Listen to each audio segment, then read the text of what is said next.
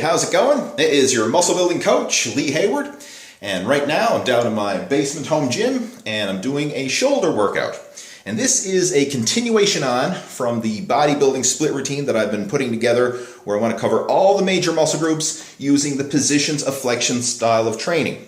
So with this shoulder workout, we're going to be doing compound pressing exercises, going to be doing some isolation work for all three heads of the deltoids, and then finishing things off with some work for the traps and the upper back. So it's going to be a complete shoulder workout, and I think you'll really enjoy it. So without further ado, let's get to it. And we're going to start things off with the Bradford press. This is a great warm-up exercise for the entire shoulder complex. For this one, all you do is alternate pressing the barbell to the front and to the back of the head, and doing so in a partial range of motion, meaning that you're not going to lock out your elbows in between repetitions like you normally would with a regular shoulder press. And by doing this, it's going to keep constant tension on the muscles and help to increase blood flow and circulation throughout the shoulders. So for this exercise, keep the weight light and do 2 to 3 sets of 10 to 20 repetitions.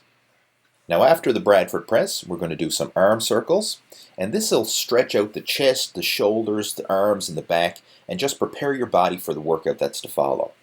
For this one, do 2 to 3 sets of 10 to 20 rotations in each direction. And now we're going to get into the meat and potatoes of the shoulder workout with the military press, aka shoulder press. Now this is a compound mid-range pressing exercise for the shoulders. And with all big exercises like this, you should start off light and do several progressively heavier warm-up sets. Don't just jump into your top weight working set, because the risk of injury is just too great. So start off light, do several progressively heavier warm-up sets, 5 to 10 reps per warm-up, and work your way up to your top weight working set. Once you get up to your top weight working set, we're going to do 3 sets of 8 to 10 repetitions. Now, with this one, where it is a standing exercise and the core comes into play, I'm going to wear a weightlifting belt for my top sets, just to help to reinforce my core, to give me that extra stability, and to increase my strength. Now, of course, if you want, you could do a seated shoulder press variation. You could do this in a power rack. Right here in my own home gym, I like to do this exercise standing and clean the bar, because my power rack isn't high enough to allow me to do standing shoulder presses inside the rack. So that's why you'll see me doing them outside the rack. But normally, if I'm doing them in the gym, I will do standing shoulder presses inside the power rack.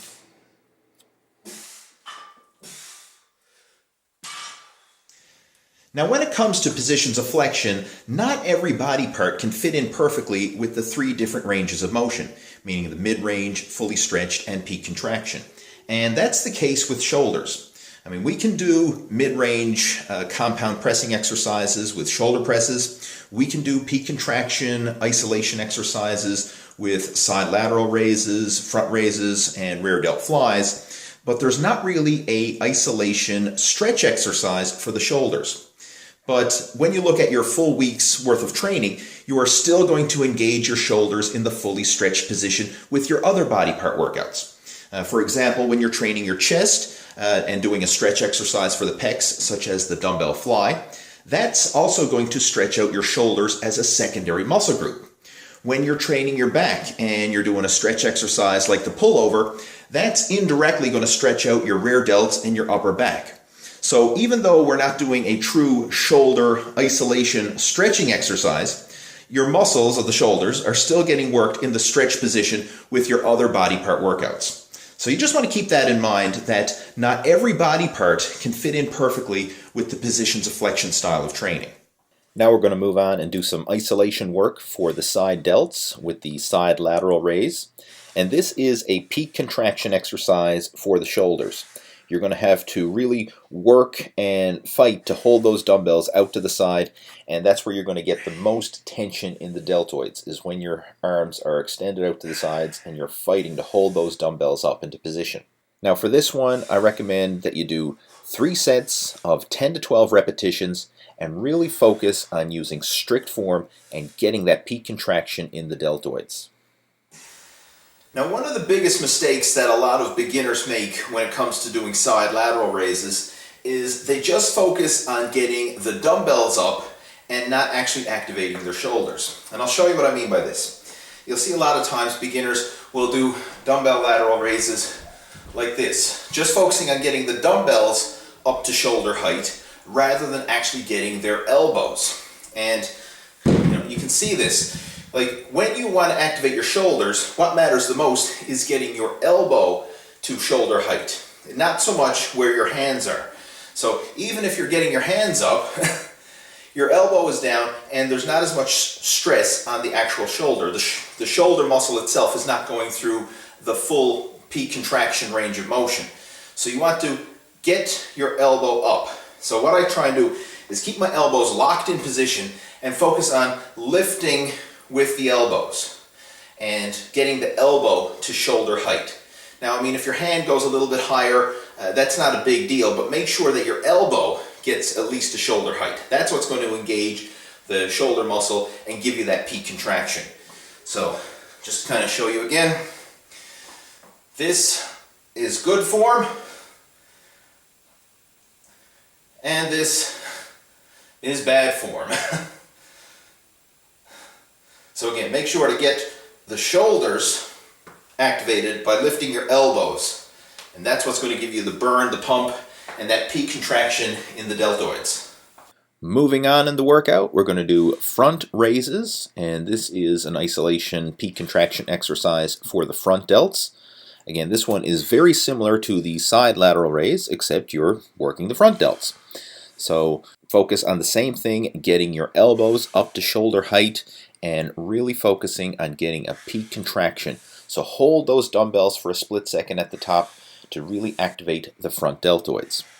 Now, if you want, you can do this variation one arm at a time. And a lot of people like this variation because it allows you to really focus on each deltoid individually. It also helps you to hold your balance because when you're lifting the dumbbells out to the front of your body, that's a lot of weight to have right out to the front, and it kind of puts you off balance. So you may find it more comfortable and easier to do one arm at a time when you're doing the front raise. Unlike the side lateral raise where you're bringing both arms out simultaneously and that kind of keeps your balance, with the front raise, when both arms are extended forwards, it really places a lot of strain on your back and it may throw you off balance. So doing them one arm at a time may be an easier and more comfortable variation. And with the front raise, shoot for 3 sets of 10 to 12 repetitions.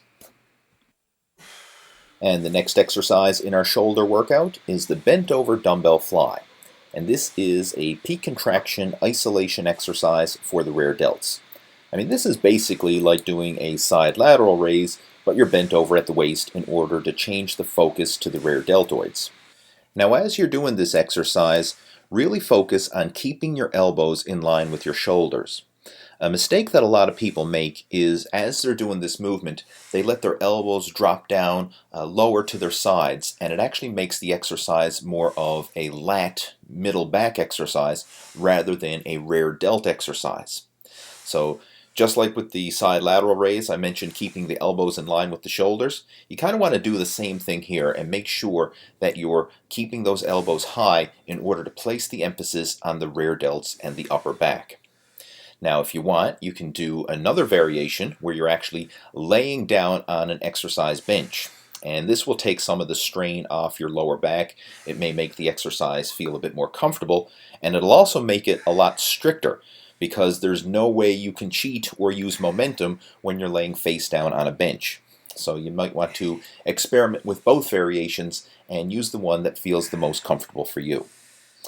Now with the rear delt fly, shoot for 3 sets of 10 to 12 repetitions using really strict form and focusing on getting a peak contraction in those rear delts and upper back. And to finish off the shoulder workout, we're going to do some barbell shrugs. This is a great exercise for the trapezius and the upper back.